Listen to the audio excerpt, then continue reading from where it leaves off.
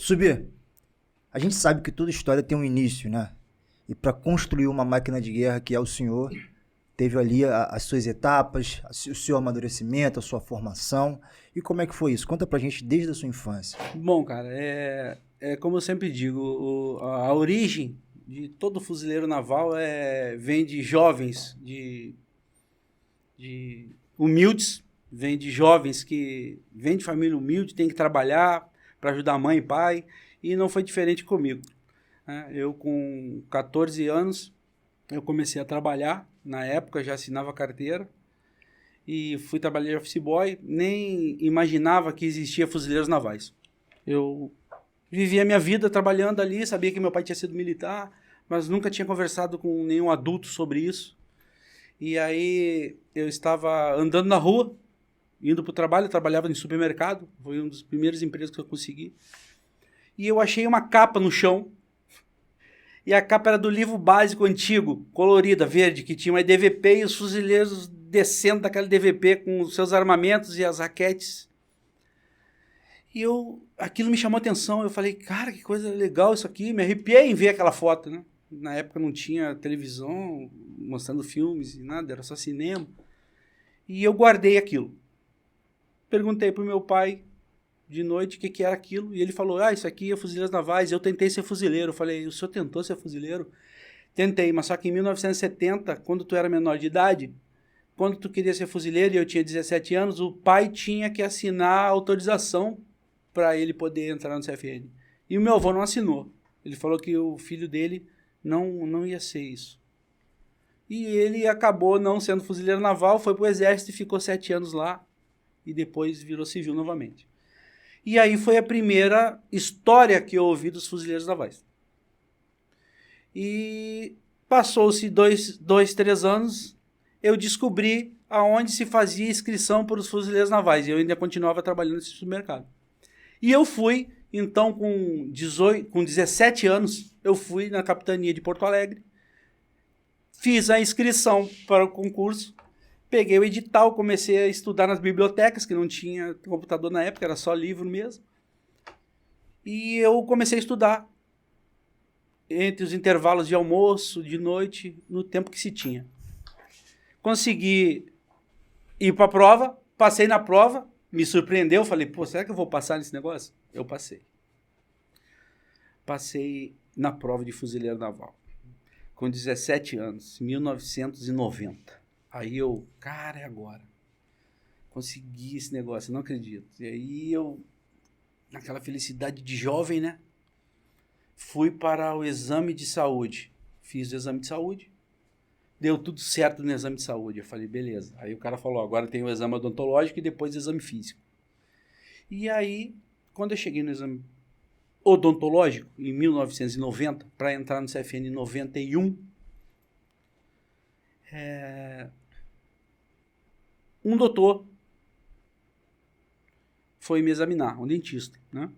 Óbvio. E na época eu tinha esses 2 dentes, esses caninos aqui, eles eram aqui em cima. Eu vinha de família humilde, nem dentista eu ia, eu acho. Nunca fui no dentista, eu acho que a primeira vez que eu fui no dentista na minha vida foi na Marinha. Inclusive na Marinha teve muitas primeiras vezes na minha vida e depois a gente vai conversar sobre isso. Aí o cara olhou meu dente, botou para cima e para baixo. E ali eu comecei a ter a experiência de vida de como eu gostaria de tratar os outros e também entender se a gente fosse maltratado, a gente deveria fazer o contrário. Aquele doutor olhou para mim e falou assim, tu nunca vai ser fuzileiro naval. Aí eu, com 17 anos, falei, senhor, teus dentes não são perfeitos. Então, vai trabalhar na prefeitura, vai trabalhar no supermercado ou vai trabalhar em lojas de eletrodomésticos. Porque fuzileiro naval com esses dentes tu nunca será.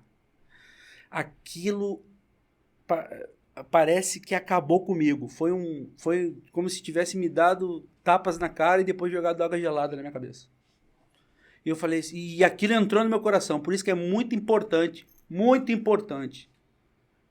né? Não se deixe levar pelo que os outros dizem de você. Pode te atingir porque somos seres humanos. Mas tenha calma e paciência para emboscar. Só que eu não tinha isso na época. E aquilo me afetou. E eu saí dali desolado, triste, e aceitei aquilo. Rodei, não passei no teste odontológico, voltei para o mercado, continuei trabalhando. E quando eu tive que me alistar, com 18 anos, eu falei assim, eu vou me alistar no Exército lá em Uruguaiana, que é onde meu pai serviu e é onde eu nasci. Isso eu estava em Porto Alegre, na capital do Rio Grande do Sul. E eu fiz isso. Fui embora, me alistei na terceira bateria de artilharia antiaérea do Exército Brasileiro. E aí na entrevista eu falei assim, não me aceitaram no fuzileiro, não vão me aceitar no Exército. Mas tudo bem, eu vou lá cumprir minha obrigação como cidadão. E aí o sargento me entrevistou, terceiro sargento do Sampaio, oriundo da ESA, olha só, não esqueço o nome das pessoas que passaram na minha vida. E ele olhou para mim e falou assim, conta a tua história, guerreiro. E eu contei para ele o que tinha acontecido. E ele falou, e no Exército, quer ficar? Eu falei assim, sim senhor. Ele falou, então tá dentro. E pá, deu carimbaço e falou, eu falei, não acredito, eu consegui entrar no Exército. Estava sobrando um monte de gente e o cara... Só em saber que eu saí de Porto Alegre, fui para Uruguaiana. Pô, mó faxina. E para tentar ficar no mesmo quartel que meu pai tinha servido há 20 e tantos anos atrás, ele, na hora, carimbou e eu sei que eu servi no ano de 92, no Exército Brasileiro, na terceira bateria de artilharia antiaérea, que hoje não está mais em Uruguaiana, foi para Caxias. E lá eu fiz meus primeiros irmãos para a vida toda, né? Tem uma frase que diz que é soldados por um tempo e irmãos para a vida toda. E lá eu fiz os meus primeiros irmãos de farda, que até hoje a gente, com o advento da tecnologia, o WhatsApp, a gente se reencontrou, temos nossos grupos fazendo nossos encontros. E aí lá eu vou citar alguns nomes aqui, o Barragano, o Cardoso, o Subandré, né? O Valdir, que ficaram no Exército até agora, estão se aposentando, uns já se aposentaram. E os outros que ficaram só um ano com a gente ali, Espíndola, Ibarra, Goulart, né? O Duarte e os outros que estão no grupo aí. Não fiquem bravos se eu não falei algum nome. Mas vocês são muito importantes para mim e fizeram parte da minha vida e fazem parte da minha vida. Então foram os primeiros irmãos de farda que eu tive e ali eu comecei a entender, né, como era ser militar. E a primeira missão que a gente teve uma enchente muito grande em Uruguaiana e aí eles pediram para o Exército ajudar e eu fiquei muito feliz em poder ajudar a população uruguaianense naquele ano. A enchente do Rio Uruguai subiu 12 metros de nível o rio, inundou as periferias e o Exército Brasileiro naquela época mandou seus soldados recrutas para ajudar as pessoas, tirar os móveis, as pessoas, abrigar aquelas pessoas. Foi a primeira missão que eu considero real na minha vida e foi muito importante porque foi uma missão social e foi muito importante na minha vida. Nunca mais me esqueço disso. E aí eu estava lá servindo, enganjei, e aí o soldado Emerson, do 22 GAC, chegou em mim e falou assim, era Antônio lá, né? Fala, irmão, vamos fazer prova para fuzileiro, cara. Abriu as inscrições, isso em 92, né? Falei, eu não vou, cara. Fui no fuzileiro em 90, o cara falou isso pra mim, e eu ainda com os dentão lá, parecia um vampirão, parecia um lobisomem. E ele falou isso, mas eu não quero ir sozinho, cara. Eu quero ir pro fuzileiro com o irmão, nós somos amigos desde o colégio, vamos lá. Aí foi quando me despertou a primeira sensação de lutar contra aquilo que os outros diziam que tu não pode fazer. Foi aí. Porque o Emerson, olha só como é importante ter amigo, ele falou assim, luta, cara, vai no dentista aqui e fala o que aconteceu e veja o que pode ser feito. Se é que pode ser feito alguma coisa. E aquilo me despertou. Falei, vamos lutar então. Fui no médico, capitão dentista do quartel, olhou pra mim e falou assim, o que foi, boy? Tá com dor de dente? Falei, não, senhor, eu tenho medo de dentista, mas eu não tô com dor, não. O que houve? Contei a história pra ele. E ele fez assim, não posso fazer nada. Aí, já deu outro banho de água fria na hora. Mas ele deu a pausa e falou assim, aqui dentro, mas lá fora eu tenho consultório. O que eu posso fazer por ti é nós arrancar os 2 dentes de baixo e nós botar um aparelho móvel com arame para ele começar a empurrar o dente para baixo. Só que quando tu for fazer a prova e os testes, quando tu chegar lá de novo, não vai estar, mas vai estar o aparelho. Então já não vai ter os dentes embaixo e o dente já pode estar descendo pro lugar. Tu pode tentar. Não vai estar ainda na posição, mas Já vai ter um tratamento. já é uma demonstrativo de que tu quer. Beleza. Camaradas, arrancou aquele dente. Ele disse que botou anestesia, cara, mas não botou pleura nenhuma. Doeu que foi o negócio. Arrancou com alicate, idade média, meu. Puf! Arrancou o dente, e aí eu fui na outra semana no consultório dele, ele fez o molde, fez o aparelho móvel, que eu colocava de noite para dormir, de dia ficava sem, de noite eu colocava para dormir. E aí eu venci dessa etapa, eu fui na Delegacia Fluvial de Uruguaiana para pagar o GRU, né? Quando eu cheguei lá, 4 horas da tarde, eu toquei a campainha, veio um cabo marujo, Ferrioli o nome dele. Fala, boy. Eu tava fardado de exército, né? Tentava pagar um embuste desde aquela época. E a minha turma de exército foi a primeira que usou o camuflado. Antes a gente entrou com verde oliva, aquele que tu tinha que passar vela para ficar duro nas inspeções. E a gente ganhou o camuflado para ir embora para casa. Cara, nós éramos os caras. Passeava, se desse para usar aquela farda, 24 horas a gente usava. Porque era novidade, ninguém sabia. E então todo mundo ficava assim, caraca, olha ali, olha ali. E aí esse cabo falou assim, fala, eu vim pagar a inscrição. Olha só, era tão leigo que eu fui na delegacia em vez de ir no banco para pagar ZRU. Eu não sabia que era no banco, eu achava que era na delegacia fluvial. Quando eu cheguei lá, que tinha que pegar a GRU lá para pagar no banco. E ele falou assim, ó, tá, velho, nem vou te dar. Eu, por quê? Encerrou hoje as inscrições. Hoje eu tinha 20 anos, era a última. Não tinha papo, eu ia fazer 21 já. Não tinha mais como eu entrar na Marinha se não fosse naquele ano, naquela hora. E ele falou assim, ó, não, impossível, porque hoje é o último dia, o pagamento já é 4 horas e o banco já fechou. E aí eu falei assim, por dentro, já era, não é para ser. Eu comecei a moldar minha cabeça assim. Quando eu fui me retirar, ele falou, boy, por isso que eu acredito que quando as coisas estão predestinadas e quando tu nasce para aquilo, por mais obstáculos que vêm na tua vida, tu tem que ter o discernimento de seguir em frente e enfrentar aquilo. Eu fiquei com medo, mas eu fui. E porque eu tinha aquilo na cabeça. O cara falou que eu nunca ia ser fuzileiro. Ó, o cara que eu nunca conhecia, que eu nunca vi na vida, falou isso e quase me atingiu.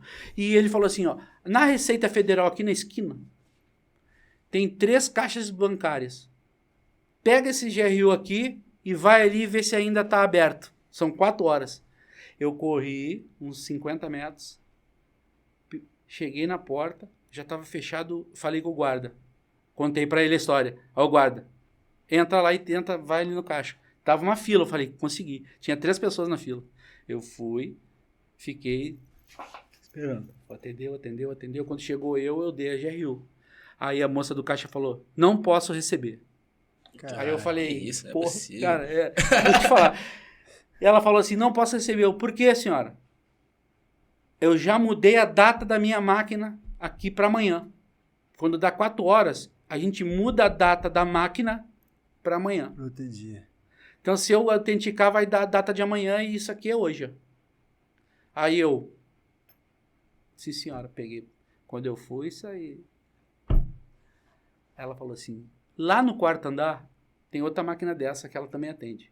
Vai lá e vê se ela mudou a data. Eu peguei o elevador, eu apertei o elevador, tava demorando, eu vou pela escada ali. Fui. Cheguei lá, senhora, a data da sua máquina tá de hoje ou de amanhã? Ela, tá de hoje ainda. Começou a história. Agora que vai começar a história.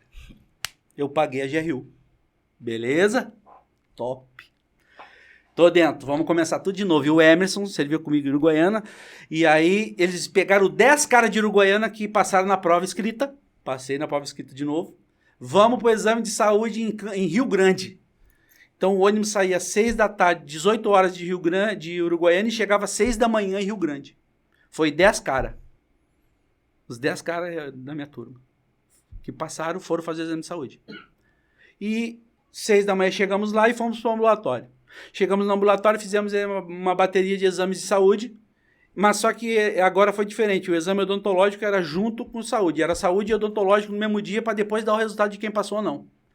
Quando chegou na minha etapa do odontológico, quem era o médico que estava lá para olhar meu dente? O mesmo? Meu Deus. Só que agora o cara era capitão. Eu conheci ele na hora. Mas eu fiquei quieto. Mas eu me arrepiei como me arrepiei agora. Mas eu tava fardado. Eu era soldado. Eu falei, poxa. E tava com o aparelho na boca. Quando eu fui fazer o exame, eu falei, vou botar o aparelho na boca. Pro dentista ver que eu... Pô, tô tratando, tentando, pô. Quando eu sentei naquela cadeira, irmão, o cara nem me olhou. Ele lembrou de mim. Falou assim, de novo aqui. Falou. Ele disse assim, um dia eu te disse que o fuzileiro naval tem que ser um ser perfeito. E tu ainda não é perfeito. Cara, tô vendo que tu botou o aparelho, que tu tirou o dente de baixo. Mas eu não vou te aprovar. Caralho. Que isso? Aconteceu, irmão. E eu não vou dizer o nome dele aqui porque a gente tem que saber que o militar profissional é uma coisa, mas todo militar é um ser humano. E cada ser humano tem uma cultura, dentro da antropologia, tem a sua cultura, sua índole, seus valores, seus caráteres e tudo mais. Então, tem certas pessoas que a gente não precisa dizer nomes. Não vale a pena. Então, ele me reprovou. Às 18 horas daquele dia, voltamos para a Uruguaiana, 9 aprovados e 1 reprovado. O único soldado fardado da área ali era eu. E eu voltei para a Uruguaiana, triste. Mas já pensando no que eu ia fazer. E aí isso se tornou uma característica, mais para frente nós vamos conversar sobre isso, na minha vida.